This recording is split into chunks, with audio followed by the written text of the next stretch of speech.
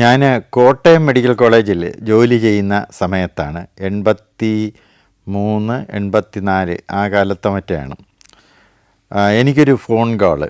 അപ്പോൾ എൻ്റെ ഒരു ക്ലാസ്മേറ്റ് ആയിരുന്ന ഒരു ഡോക്ടറാണ്, അദ്ദേഹം കോഴിക്കോടാണ്, എൻ്റെ കൂടെ MBBS പഠിച്ചാണ്. പുള്ളി വിളിച്ച് പറഞ്ഞു, കുമാറേ, ഇതെനിക്കൊരു സഹായം ചെയ്യണം. എനിക്ക് വളരെ വേണ്ടപ്പെട്ട ഒരു സ്ത്രീയുണ്ട്, അവരുടെ വീട് വൈക്കത്താണ്. പിന്നെ അവർ ഒരു ANM ആണ്. അവിടുത്തെ ഹെൽത്ത് സെൻറ്ററിൽ ഒരു ആൻസിലറി നേഴ്സ് മിഡ്വൈഫ് എന്ന് പറയുമല്ലോ, ഈ സാധാരണ നേഴ്സ് അല്ലാതെ വേറൊരു മിഡ്വൈഫറി നോക്കുന്ന ഒരു നേഴ്സ്, അതാണ്. വളരെ നല്ല സ്ത്രീയാണ്, എനിക്ക് വളരെ വേണ്ടപ്പെട്ടവരാണ്. അവർക്കൊരു മകനുണ്ട്. മകനൊരു എപ്പിലെപ്റ്റിക്കാണ്. പക്ഷേ ഇവർ മാത്രമേ ഉള്ളൂ, ഇവരെ ഹസ്ബൻഡ് ഇല്ല.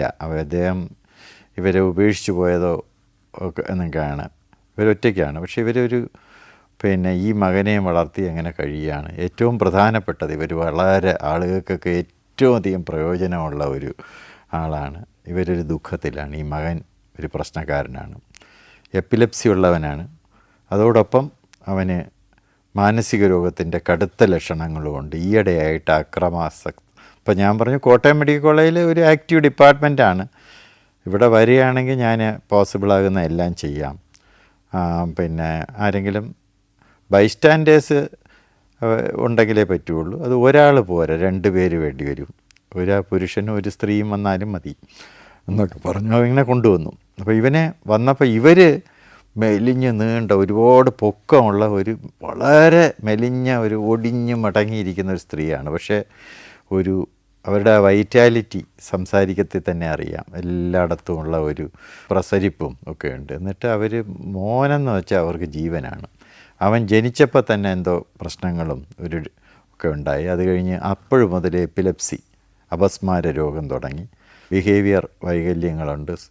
അപ്പോൾ സ്കൂളിലൊക്കെ പോയെങ്കിലും കാര്യമായിട്ടുള്ള വിദ്യാഭ്യാസമൊന്നും സംഭവിച്ചിട്ടില്ല.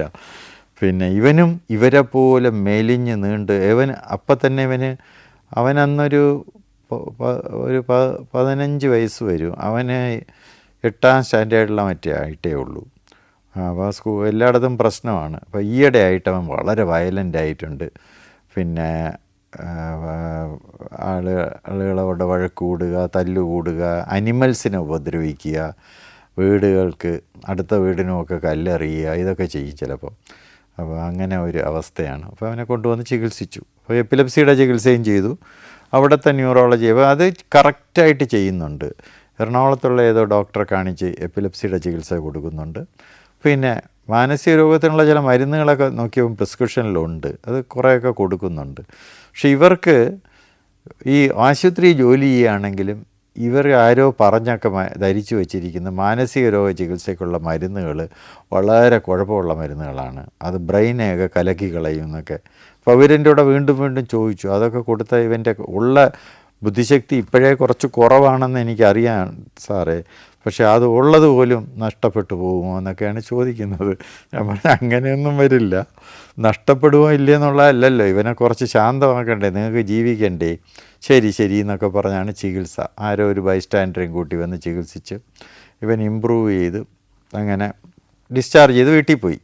അപ്പോൾ അവർ വളരെ സന്തോഷത്തോടെയാണ് പോയത്. എൻ്റെ ജീവിതത്തിൽ ഞാൻ 2-3 പോയി. എറണാകുളം ജില്ലാ ആശുപത്രിയിൽ പോയി, 1-2 പ്രൈവറ്റ് ആശുപത്രിയിൽ പോയി. പക്ഷേ ഈ രോഗത്തെ പറ്റി സാറിന് പറഞ്ഞു തരുന്ന പോലെ ഇവിടുത്തെ സിസ്റ്റർ പോലും പറഞ്ഞു തരുന്ന പോലെ വേറെ ഒരിടത്തും ഞങ്ങൾ കേട്ടിട്ടില്ല എന്നൊക്കെ പറഞ്ഞിട്ട് പോയി. ഇനി നമ്മളെ സന്തോഷിപ്പിക്കാനോ ജെനുവിനായിട്ട് തോന്നിയത് പറഞ്ഞിട്ട് പോയതാണോ എന്ന് എനിക്കറിയില്ല. ഏതായാലും എനിക്കൊരു സന്തോഷം തോന്നി. അവരൊരു പാവം സ്ത്രീ.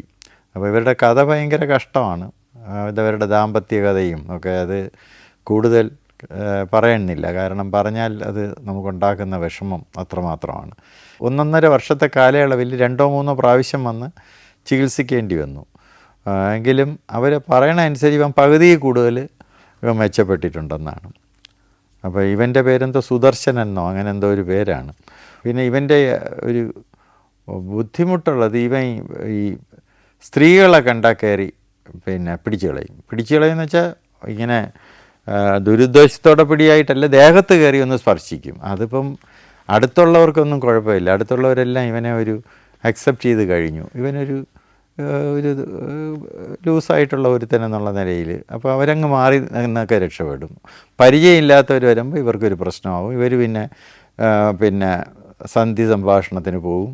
പിന്നെ ആ ഏരിയയിലെ വൈക്കത്തെ പോലീസുകാർക്കും നാട്ടുകാർക്കും ബസ് സ്റ്റാൻഡിലുള്ള മറ്റാളുകൾക്കും എല്ലാം അറിയാം.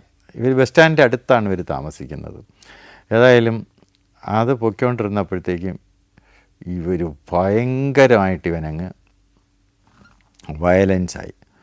അപ്പോൾ ഒരു പ്രാവശ്യം വന്നപ്പം ഞങ്ങൾ 2 ദിവസമൊക്കെ അവിടെ ചികിത്സിച്ച് കഴിഞ്ഞ് നോക്കിയപ്പം ബൈസ്റ്റാൻഡേഴ്സ് ആരും നിൽക്കാൻ തയ്യാറല്ല. പിന്നെ ഇവനെ സാധാരണ വളരെ വയലൻറ്റ് പേഷ്യൻസിന് കൊടുക്കുന്ന ECT ഷോക്ക് ട്രീറ്റ്മെൻറ്റ് ഇവന് കൊടുക്കാനും പ്രയാസമുണ്ട്. പാടില്ല എന്നല്ല, ഈ ചുഴലി രോഗമുള്ളവർക്ക് കൊടുക്കുമ്പോൾ അത് പറഞ്ഞതോടെ ഇവർ പറഞ്ഞു അത് ഞാൻ ഒപ്പിട്ടൊന്നും തരില്ല, അതില്ലാതെ മരുന്ന് ഇവൻ കഴിക്കത്തില്ല. ഇഞ്ചക്ഷൻസ് കൊടുത്തൊക്കെ കുറേ ശാന്തമാക്കി, എന്നിട്ട് ഡിസ്ചാർജ് ചെയ്ത് വിട്ടു. പക്ഷേ 2 ദിവസം കഴിഞ്ഞപ്പം ഭയങ്കര പ്രശ്നമായി. ഇവനെ ആശുപത്രി ഒരു ദിവസം പെട്ടെന്ന് കൊണ്ടുവരുന്നത് ഒരു 10-30 നാട്ടുകാർ, പഞ്ചായത്ത് പ്രസിഡൻറ്റോ മെമ്പറോ. അപ്പം ഇവനെയും കൊണ്ടുവന്നിട്ട് അപ്പോൾ ഇവർ പേഷ്യൻറ്റും കൈയും കാലും കെട്ടി, എനിക്ക് തോന്നുന്നു ഇവൻ്റെ കൈ രണ്ടും പുറകെ കെട്ടി അതിലൊരു തടി വെച്ചൊക്കെ കെട്ടിയിരിക്കുന്നു. ഇവൻ്റെ ദേഹത്ത് 2-3 അടിയൊക്കെ പാടുണ്ട്. അപ്പോൾ ഞാൻ കണ്ട ഉടനെ ചോദിച്ചു, ഇതെന്താ നിങ്ങളിങ്ങനെ ഇവനെ? സാറ് പറയുന്നത് ശരി തന്നെ, ഞങ്ങൾക്കൊക്കെ അറിയാം ഇവനൊരു രോഗിയാണ് പക്ഷേ ഇവൻ കാണിച്ചതിന് ഇതൊന്നും പോരാ. അപ്പം ഞാൻ ചോദിച്ചു എന്തോ കാണിച്ചു? അപ്പോൾ പുറകെ നീ അമ്മ, അവർ കരഞ്ഞുകൊണ്ടാണ് നിൽക്കണം. അവർ പറഞ്ഞു, അയ്യോ നാരായണൻ ചേട്ടാ, ഈ പറയണ ഒന്നുമില്ല, അങ്ങനെ ഒന്നും പറ്റിയിട്ടില്ല. അപ്പോൾ എനിക്കിതെന്തോ സംഭവിച്ചു നീ നാട്ടുകാർ പറയുന്നു, സംഭവിച്ചില്ല എന്ന് ഈ അമ്മ പറയുന്നു. എന്താണെന്ന് വെച്ചപ്പോൾ പതുക്കെ അതിൽ നിന്ന് വന്ന വിവരം, പിന്നെ ഈ നാരായണൻ നായർ എന്ന മറ്റേ പറഞ്ഞ ഒരാളാണ്, അങ്ങനെ പഞ്ചായത്ത് മെമ്പറാണെന്ന് തോന്നുന്നു, ഇവരുടെ ഒരു അടുത്ത അകന്ന ബന്ധുവൊക്കെയാണ്. അപ്പോൾ അങ്ങേര് പറയണത്, ഡോക്ടറെ എന്ന് പറഞ്ഞാൽ ഞാൻ ഇരിക്കണ കസേരയുടെ സൈഡിൽ വന്ന് ചെവിയിലായിട്ട് പറയണം, ഈ ഭയങ്കര പറയാൻ കൊള്ളാത്ത കാര്യമാണ്, ഈ ചെറുക്കൻ ഇന്ന് ഇവളെ ഈ സരോജിനിയെ പിടിച്ച് മറിച്ചിട്ട് ചെയ്തു. ഇത്രേ പറയണുള്ളൂ കേട്ടോ. എന്നുവെച്ചാൽ ഉദ്ദേശം ഇതാണ്, മാനഭംഗപ്പെടുത്തി എന്നുള്ള ഇതാണ് പറയണത്. അപ്പോൾ എനിക്കും ഒരു അമ്മയെ മകൻ മെൻ്റൽ ഡിസീസാണ്, എപ്പിലെപ്സിയാണ്, അനിയന്ത്രിതമായ അക്രമമാണ്. എന്നാൽ പോലും അത് കേൾക്കുമ്പോൾ എത്ര വർഷത്തെ ചികിത്സയ്ക്ക് ശേഷമാണെങ്കിലും നമ്മളും ഒന്ന് സ്തംഭിക്കും കേട്ടോ. ആ സ്തംഭനത്തിൻ്റെ അവസ്ഥ എന്നപ്പോഴും അപ്പോൾ അതാണ് അവർ നിഷേധിക്കുന്നത്. അവർ പറയണേ അങ്ങനെയൊന്നും പറ്റിയിട്ടില്ല ചേട്ടാ. അപ്പോൾ അവരും കുറച്ചുകൂടെ മുമ്പോട്ട് വന്ന് പറയുന്നു, അങ്ങനെയൊന്നും പറ്റിയിട്ടില്ല, അവൻ എന്നെ തള്ളി ഞാൻ വീണപ്പോൾ അവനും കൂടെ എൻ്റെ പുറത്തുകൂടെ വീണു, കുറച്ച് നേരം അവൻ എൻ്റെ പുറത്ത് ഇങ്ങനെ എന്നെയും പിടിച്ചുകൊണ്ട് കിടന്നു, അത് കിടക്കൂലേ, അല്ലാതെ ഒന്നും എനിക്ക് പറ്റിയിട്ടില്ല ചേട്ടാ എന്നൊക്കെ പറയുന്നു. ഏതായാലും അവിടെ അതിൻ്റെ വിചാരണ നടത്താനുള്ള സമയമല്ല, കോടതിയുമല്ല, എനിക്ക് ചികിത്സയല്ലേ. ഏതായാലും അവനെ അഡ്മിറ്റ് ചെയ്ത് ട്രീറ്റ് ചെയ്ത് ഒരുവിധം ശാന്തമാക്കി, മരുന്ന് ഒരു കാരണവശാലും മുടക്കരുത് എന്ന് പറഞ്ഞു. എന്നിട്ട് ഞാൻ പറഞ്ഞു, ഞാൻ വൈക്കത്തെ ഡോക്ടർക്ക് ഒരു ലെറ്റർ തരാം, ഇന്ന മരുന്നുകൾ ഈ അളവിൽ കൊടുക്കണം. വയലൻ്റ് ആണെന്ന് പറഞ്ഞ ഉടനെ ആ 2 അറ്റൻഡേഴ്സ്, നിങ്ങൾ ആശുപത്രിയിലല്ലേ ജോലി ചെയ്യുന്ന അറ്റൻഡേഴ്സ് എന്നെ വിളിച്ചുകൊണ്ട് പോയി പേടിച്ച് കെട്ടി കൊടുക്കണം, ശാന്തമാക്കിയിട്ട് ഇവിടെ കൊണ്ടുവന്നാൽ മതി. കോട്ടയം മെഡിക്കൽ കോളേജിനെ സംബന്ധിച്ച് ഏത് സമയത്ത് അർദ്ധരാത്രി നിങ്ങൾ വന്നാലും എൻ്റെ വാർഡിൽ അഡ്മിറ്റ് ചെയ്യും, ഇതാണ് എന്നൊക്കെ പറഞ്ഞ് സമാധാനിച്ചു വിട്ടു. പിന്നൊരിക്കൽ ഇവനെ അഡ്മിറ്റ് ചെയ്തപ്പോഴത്തേക്കും ഇവന് ഭയങ്കര വയലൻസായി. എങ്ങനെയോ ഒക്കെ ഒരു പോലീസ് സഹായത്തോടെയൊക്കെ ഇവൻ തിരുവനന്തപുരം മെൻ്റൽ ആശുപത്രിയിൽ അഡ്മിറ്റ് ചെയ്യേണ്ടി വന്നു. ഇവന് മെഡിക്കൽ കോളേജിൽ വന്നില്ല, കോട്ടയം മെഡിക്കൽ കോളേജ്. അപ്പോൾ ഈ വിവരങ്ങൾ ഇടയ്ക്ക് അതാത് സമയത്ത് തന്നെ അറിയിക്കുന്നൊന്നുമില്ല. ഇവരൊരു ഇച്ചിരി ഒരു അലക്ഷ്യത ഉള്ള ഒരു സ്ത്രീയാണ്. അതാത് സമയത്ത് വേണ്ടത് ചെയ്യും, അത് കഴിഞ്ഞ് അവരവരുടെ ജോലി ചെയ്യും, അങ്ങനത്തെ ആളുകളുണ്ടല്ലോ. ഇതൊരു ബേർഡനായിട്ട് എന്നും പറഞ്ഞുകൊണ്ട് നടക്കൂല അവർ. അപ്പോൾ അന്ന് ശ്രീചിത്ര മെഡിക്കൽ സെൻറ്ററിൽ ഒരു ന്യൂറോ സർജൻ, ഈ സൈക്കോ സർജറി എന്ന് പറയും, വയലൻറ്റ് പേഷ്യൻസിനെ കൺട്രോൾ ചെയ്യാനുള്ള ബ്രെയിൻ സർജറി, ന്യൂറോ സർജറി ഉണ്ട്, അത് സിംഗുലമോട്ടമി, അത് ചെയ്യുന്നുണ്ടായിരുന്നു. അപ്പോൾ ഇവനെ കൊണ്ടുപോയി ചെയ്തു എന്നാണ് അറിഞ്ഞത്. അപ്പോൾ അത് ചെയ്ത് ശാന്തമാക്കി, അത് കഴിഞ്ഞ് ചികിത്സയൊക്കെ എടുത്ത് ഇവനെ ഡിസ്ചാർജ് ചെയ്തു. അപ്പോൾ സർജറി ചെയ്ത് എത്ര നാൾ കഴിഞ്ഞ് ഡിസ്ചാർജ് ചെയ്തു? ഒരു ദീർഘമായ ആശുപത്രിവാസമായിരുന്നു. അപ്പോഴേക്കും ഈ സരോജിനി അമ്മ, ഇവൻ്റെ അമ്മ, ആ സ്ത്രീ, അവർ ഒരു പക്ഷപാതം വന്ന്, സ്ട്രോക്ക് വന്ന് കിടപ്പായി. അപ്പോൾ വേറെ നാട്ടുകാരും ബന്ധുക്കളും ഒക്കെയാണ് ഈ ചികിത്സയൊക്കെ എടുക്കുന്നത്. അതിനൊക്കെ ഇവർ പൈസ കൊടുക്കും, അവർക്കൊക്കെ ഇവർ പടി കൊടുത്തൊക്കെയാണ് അയക്കണത് കേട്ടോ. ഈ പഞ്ചായത്ത് മെമ്പറാണെങ്കിലും ഇവരെ നിന്ന് പൈസ വാങ്ങിച്ചിട്ടൊക്കെയാണ് പോണത്. നാട്ടുകാർക്കൊരു സഹകരണമുണ്ട്, പക്ഷേ അതിനുള്ള ഒരു പ്രതിഫലവും കൊടുത്താലേ പറ്റുള്ളൂ. അങ്ങനെയൊക്കെയാണ് ഇവർ നോക്കിയത്. ആശുപത്രിയിൽ നിന്ന് ഇവനെ റിക്കവർ ചെയ്തു, ഡിസ്ചാർജ് കൊണ്ട് പോകണമെന്നൊക്കെ കത്തയച്ച് അങ്ങനെ ഇവർ തന്നെ പോയി അവനെ ഡിസ്ചാർജ് ചെയ്യിപ്പിച്ച് കൊണ്ടുവന്നു. അപ്പം അവിടുത്തെ ഇവരുടെ താല്പര്യവും ഇവർ പോയവരുടെ അഭ്യർത്ഥനയും കോട്ടയം മെഡിക്കൽ കോളേജിൽ തുടർ ചികിത്സ ചെയ്യാൻ അപ്പോൾ അവരതെങ്ങനെയൊക്കെ എഴുതി കൊടുത്തു കേട്ടോ. മെൻ്റൽ ആശുപത്രിയിൽ നിന്ന് അടുത്ത കോട്ടയം മെഡിക്കൽ കോളേജിൽ നിന്ന് എഴുതിയില്ല, അടുത്ത ചികിത്സാ സൗകര്യമുള്ള സൈക്കാട്രിക് ചികിത്സാ സൗകര്യമുള്ളിടത്ത് തുടർ ചികിത്സ ചെയ്യണമെന്ന്. അപ്പോൾ അതും കൊണ്ട് ഇവനെ അഡ്മിറ്റ് ചെയ്യാമെന്ന് വന്ന് ഞങ്ങളുടെ കോട്ടയം മെഡിക്കൽ കോളേജിൽ വന്നിരുന്ന് ഒ പിയിൽ വന്നിരിക്കുന്നതിനിടയിൽ ഇവൻ ഇറങ്ങി ഓടി, ഇവനെ കാണാനില്ല. അപ്പം നമ്മളിത് അറിയുന്നില്ല. അത് കഴിഞ്ഞിട്ട് അവൻ ഓടിക്കഴിഞ്ഞിട്ട് വരുമെന്ന് പറഞ്ഞാൽ അയ്യോ നമ്മൾ സുദർശനെ വയ്ക്കത്തെ സുദർശനെയും കൊണ്ടുവന്നതാണ്. അവൻ ഇറങ്ങി ഓടി ഡോക്ടറെ എങ്ങനെയെങ്കിലും സഹായിക്കണം. നമ്മുടെ അറ്റൻഡർക്കൊക്കെ ഇവനെ അറിയാം. അയച്ച ഒരു അവിടെയെങ്ങും ഇല്ല, ക്യാമ്പസിലൊന്നും ഇല്ല, പിടികിട്ടിയില്ല. പോയി അവർ പലയിടത്തുമൊക്കെ പോയി, പോലീസിലുമൊക്കെ വിളിച്ച് പറഞ്ഞ് ഇവരങ്ങ് പോയെന്ന് തോന്നുന്നു. രാത്രി ഒരു 7 മണിയായപ്പോഴത്തേക്കും ഞങ്ങളെയൊക്കെ, ഞാൻ മെഡിക്കൽ കോളേജിൻ്റെ അടുത്താണ് താമസിക്കുന്നത്, ചെന്ന് പെട്ടെന്ന് അവിടുത്തെ ഇലക്ട്രിക് വേരിയേഷൻസൊക്കെ ഞങ്ങൾക്ക്, ഞാൻ താമസിക്കുന്ന ഏരിയയിലെ വീടുകളിലും വരും. പെട്ടെന്ന് ലൈറ്റ് അങ്ങ് പോയി, കറണ്ട് പോയി. ഒരു 5 സെക്കൻഡ് അത് കഴിഞ്ഞ് കറണ്ട് വരികയും ചെയ്തു. ഒരു 10 മിനിറ്റ് കഴിഞ്ഞപ്പോൾ എനിക്ക് വാർഡിലെ നൈറ്റ് ഡ്യൂട്ടി സിസ്റ്റർ, നേഴ്സ് വിളിച്ച് പറഞ്ഞു, സാറേ ഒരു ദുഃഖ വാർത്തയുണ്ട്. നമ്മുടെ ഒ പിയിൽ നിന്ന് ഓടിപ്പോയ ഒരു പേഷ്യൻ്റ്, സുദർശൻ എന്നാണ് പേര്, അവൻ പിന്നെ ഇപ്പോൾ കറണ്ട് അടിച്ച് മരിച്ചു. ഞാൻ ചോദിച്ചു അതെങ്ങനെ അവൻ ഓടിപ്പോയത്? രാവിലെ ഉച്ചയ്ക്കൊരു 1 മണി അടുപ്പിച്ചാണല്ലോ. അവൻ അവിടെ കപ്പയുടെ ഇടയിൽ എവിടെയോ ഒളിച്ചിരിക്കുകയായിരുന്നു. അവൻ എന്നിട്ട് സന്ധ്യ കഴിഞ്ഞപ്പോഴത്തെ ട്രാൻസ്ഫോമറുണ്ട് ആ ക്യാമ്പസിൻ്റെ, ആ ട്രാൻസ്ഫോമറിൽ കയറി കമ്പിയിൽ പിടിച്ചു. അപ്പോഴാണ് അവനെ ഇലക്ട്രിക്യൂട്ട് ചെയ്തതാണ്. അവനെ തൂക്കിയെടുത്ത് അഴിച്ചു, അവൻ നിലത്ത് വീണ് വയറിങ്ങനെ, നമ്മൾ സർജറി ചെയ്ത് വയറ് പിളർക്കും പോലെ വയറ് പിളർന്ന് ഇങ്ങനെ അവിടെ കിടക്കുകയാണ്. മുഖത്തിനൊന്നും ഒരു കുഴപ്പമില്ല, ഉറങ്ങും പോലെ ഇരിക്കുന്നു എന്ന് കണ്ടവർ പറഞ്ഞു. അപ്പോഴാണ് നമ്മുടെ ഇവിടെയും സാറേ ഇവിടെയും ലൈറ്റ്, എല്ലായിടത്തും ലൈറ്റ് പോയി. ഞാൻ പറഞ്ഞു എന്നിലെവിടെയും പോയി. അതാണ് അങ്ങനെ പറഞ്ഞു. ഇന്നും ഒരു നടുക്കത്തോടെ മാത്രം ഓർക്കാൻ കഴിയുന്ന ഒരു കേസാണ് ഈ സരോജിനി അമ്മയുടെയും ഇവൻ സുദർശൻ്റെയും. Djibouti, Fiji, Lebanon, Ethiopia, Armenia. Sancharam volume number 17. Full HD-യിലുള്ള ഈ അപൂർവ ദൃശ്യയാത്രാ വിവരണ ശേഖരം സ്വന്തമാക്കാൻ സഞ്ചാരം എന്ന് SMS ചെയ്യൂ. ഫോൺ 9995 444 222. തുളസീധരൻ പിള്ള ഒരു പോലീസുകാരനാണ്, പോലീസ് കോൺസ്റ്റബിൾ. പുള്ളി ഒരു റൂറൽ പോലീസ് സ്റ്റേഷനിൽ സാധാരണ ഡ്യൂട്ടി, സാധാരണ പോലീസുകാരുടെ ഡ്യൂട്ടി, പാറാവ് ഡ്യൂട്ടി, പിന്നെ അല്ലാതുള്ള സ്റ്റേഷൻ ഡ്യൂട്ടി ഇതൊക്കെ ചെയ്യും. പക്ഷേ പുള്ളിക്ക് ഒരു 20 വയസ്സുള്ളപ്പോഴാണ് അപസ്മാരം രോഗമുണ്ടായത്. അപസ്മാരം ഒരുവിധം ശക്തമായ അപസ്മാരമാണ്, പക്ഷേ ചികിത്സ ആരംഭിച്ചു, രോഗം നിയന്ത്രണത്തിലാക്കി. പുള്ളി കൃത്യമായിട്ട് മരുന്ന് കഴിക്കും, എല്ലാ കാര്യങ്ങളിലും ഡ്യൂട്ടി കാര്യങ്ങളിൽ ഒക്കെ വളരെ കൃത്യനിഷ്ഠയുള്ള, എല്ലാവർക്കും ഇഷ്ടമുള്ള ഒരു പോലീസുകാരനാണ്. ആകെ ഒരു പ്രശ്നമുള്ളത് ഭയങ്കര ദേഷ്യക്കാരനാണ്. അപ്പം ആ ദേഷ്യം വീട്ടിലും കാണിക്കും, ചിലപ്പോൾ സ്റ്റേഷനിലുമൊക്കെ കാണിക്കും. എന്ന് പറഞ്ഞാൽ സ്റ്റേഷനിൽ കൊണ്ടുവരുന്ന പ്രതികളെ അടിക്കുക, ഉരുട്ടുക ഇതൊന്നും ചെയ്യത്തില്ല. കൊളീഗ്സുമായിട്ട് സംസാരിക്കുമ്പം എന്തെങ്കിലും വന്നാൽ ചിലപ്പോൾ പൊട്ടിത്തെറിക്കും.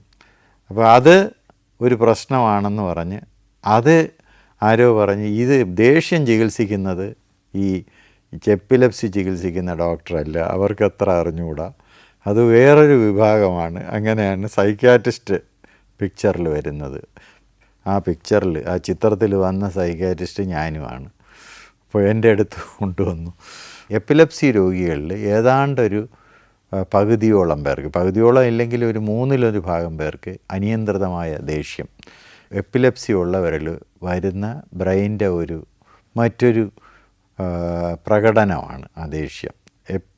അതായത് അരിശം കൺട്രോൾ ചെയ്യാൻ, ആങ്കർ മാനേജ്മെൻറ്റ് ഡിഫിക്കൽട്ടാണ്. ഇമ്പൾസീവായിട്ട് കാര്യങ്ങൾ വരിക. അത് ഒരു സാധാരണ കാണുന്ന ഒരു അനുബന്ധ ലക്ഷണമാണ്. അപ്പം അത് മിക്കവാറും സൈക്കാട്രിസ്റ്റിൻ്റെ അടുത്താണ് വരുന്നത്. അപ്പോൾ നമ്മൾ എന്ത് ചെയ്യണമെന്ന് വെച്ചാൽ എപ്പിലെപ്സിയുടെ ചികിത്സ അണുവിട തെറ്റാതെ കൊടുത്തിട്ട് ഇത് കൺട്രോൾ ചെയ്യാനുള്ള അഡീഷണൽ മെഡിസിൻസ്. അപ്പോൾ ഒരു പേഷ്യൻറ്റിൻ്റെ ഭാരം ഒന്നുകൂടെ വർദ്ധിക്കുകയാണ്. ഇപ്പോൾ എപ്പിലെപ്സിക്ക് ഒരുപാട് ചിട്ടകളുണ്ട്. ക്രമമായിട്ട് ഉറങ്ങണം, ഉറക്കം കളയാൻ പാടില്ല, പിന്നെ വിശപ്പ് വരാൻ പാടില്ല. അതായത് അപസ്മാരം വരാൻ സാഹചര്യം ഉണ്ടാക്കുന്ന ശാരീരിക അവസ്ഥകൾ ഒഴിവാക്കണം. ഇങ്ങനെ തൃപ്തികരമായിട്ട് പോയി അയാളുടെ അരിശമൊക്കെ കുറഞ്ഞു. അപ്പോൾ അച്ഛനില്ല എന്നാണ് തോന്നുന്നത്, അമ്മ ആണ്. മൂത്ത ചേട്ടനൊക്കെ കല്യാണം കഴിച്ചു. കുടുംബത്തിൽ വളരെ അഫെക്ഷൻ, വളരെ സ്നേഹവും പരസ്പരം ധാരണയുമുള്ള ഒരു ഇടത്തരം കുടുംബത്തിലാണ് തുളസീധരൻ്റെ ജന്മവും ജീവിതവും.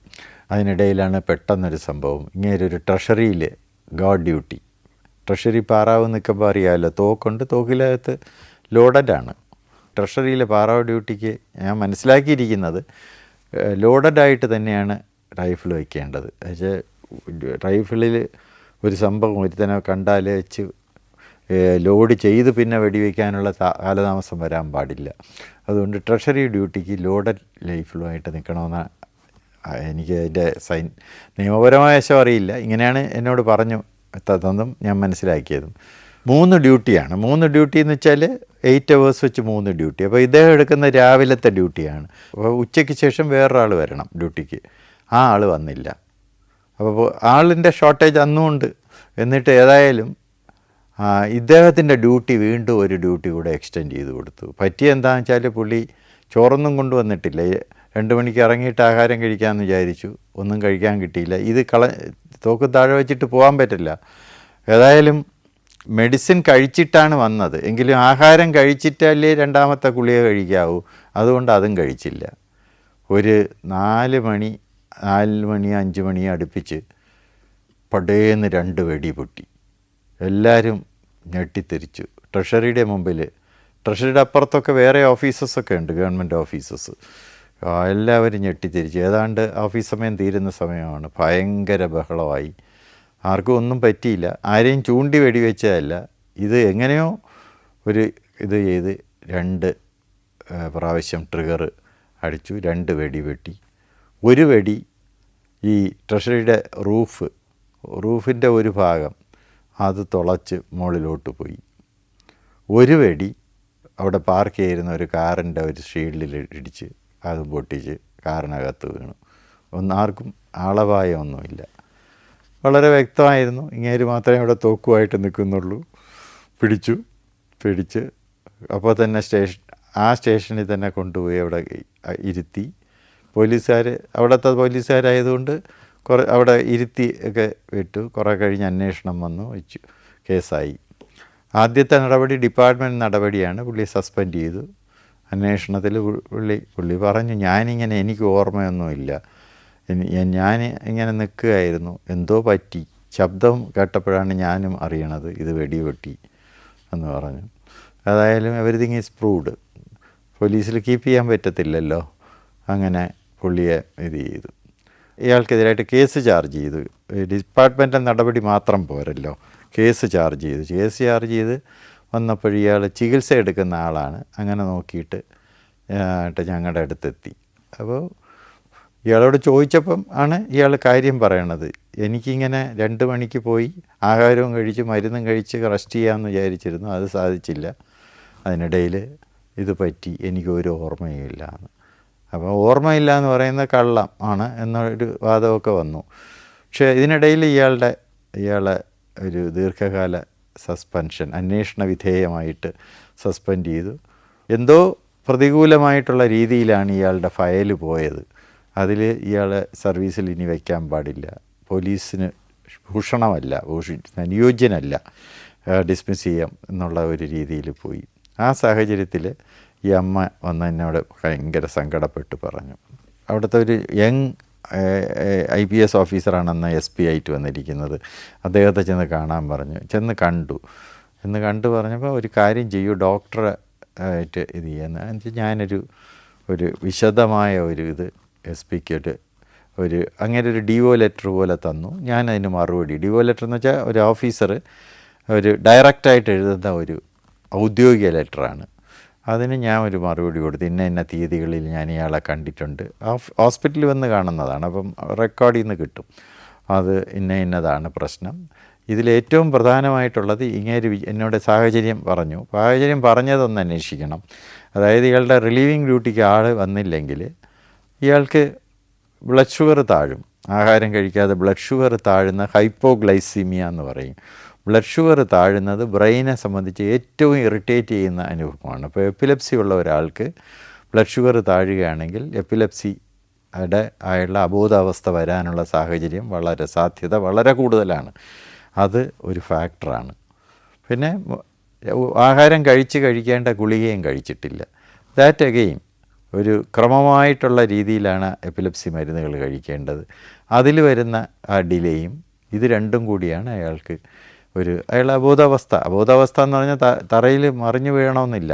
അയാളുടെ ആ കൺട്രോൾ പോയി, എങ്ങനെയോ കൈ കയറി ഇതിലമർത്തി, അത് പറ്റിയതാണ് എന്ന് പറഞ്ഞു. അത് കുറേ കാലം അങ്ങോട്ടും. പക്ഷേ ലക്കിലി SP വളരെ അണ്ടർസ്റ്റാൻഡിങ്ങോടുകൂടി, ധാരണയോടെ അയാളുടെ പ്രശ്നം കൈകാര്യം ചെയ്യുകയും നടപടികൾ അവസാനിപ്പിച്ചിട്ട് അയാളെ സർവീസിൽ ചേരാനും അനുവദിച്ചു. മുൻകരുതലെന്ന നിലയിൽ 1 വർഷത്തേക്ക് ഇയാൾക്ക് ആംസ് ആൻഡ് അമ്യൂണിഷൻസ്, അതായത് ആയുധങ്ങളും ആയുധ സംബന്ധമായ വസ്തുക്കളും കൈകാര്യം ചെയ്യാൻ സമ്മതിക്കുക. എന്ന് വെച്ചാൽ പാറാവ് ഡ്യൂട്ടി ലോഡ് ആയിട്ട് ഒന്നുമില്ല, മാക്സിമം ഇതേ കൊടുക്കാവൂ. ലാത്തി ഒരു ആയുധമായിട്ട് കൊടുക്കുമെന്ന് എനിക്കറിയില്ല. ഏതായാലും ഇയാൾ പോലീസിൽ തിരികെ കയറി. അയാളത് കഴിഞ്ഞ് സ്വസ്ഥമായിട്ട് പിന്നെ അയാളുടെ മാരേജൊക്കെ നടന്നു. അത് ആ അമ്മ വന്ന് എന്നോട് പറഞ്ഞു. ഞങ്ങൾ പറയുന്ന ഒരു രോഗമുണ്ട്, അതിവിഷാദ രോഗം, മേജർ ഡിപ്രസീവ് ഡിസോർഡർ. അത് ടെക്സ്റ്റ് ബുക്കിൽ എന്താണോ എഴുതിയിരിക്കുന്നത് അതാണ് പുള്ളിയുടെ മുഖത്ത് കാണുന്നത്. അതേപോലെ ഒറ്റ നോട്ടത്തിൽ അതിവിഷാദ രോഗം തിരിച്ചറിയാം. ഇതിൻ്റെ ഏറ്റവും വലിയ അപകടം എന്ന് പറയുന്നത് സൂയിസൈഡാണ്. അപ്പോഴാണ് ഞാൻ പറഞ്ഞു, ഇത് നിങ്ങൾ ഇത്രയും കാലമായിട്ട് നിങ്ങൾ ഇത്ര അടുത്തല്ലേ, വിദ്യാഭ്യാസമൊക്കെ ഉണ്ടായിട്ടെന്ന് പറഞ്ഞ് ഞാൻ സ്വല്പം കടുത്ത് തന്നെ സംസാരിച്ചു. എൻ്റെ അടുത്ത് വരാൻ കാര്യം, പുള്ളി 1-2 പ്രാവശ്യം ഒരു നീണ്ട മുണ്ടുമൊക്കെ ഇങ്ങനെ തോർത്ത് പോലെ ഇത് വെച്ചിട്ട് ഈ ഫാനിൻ്റെ അവിടെയൊക്കെ ഇങ്ങനെ നോക്കി നിൽക്കുന്നത് കണ്ടു എന്ന് ഭാര്യ.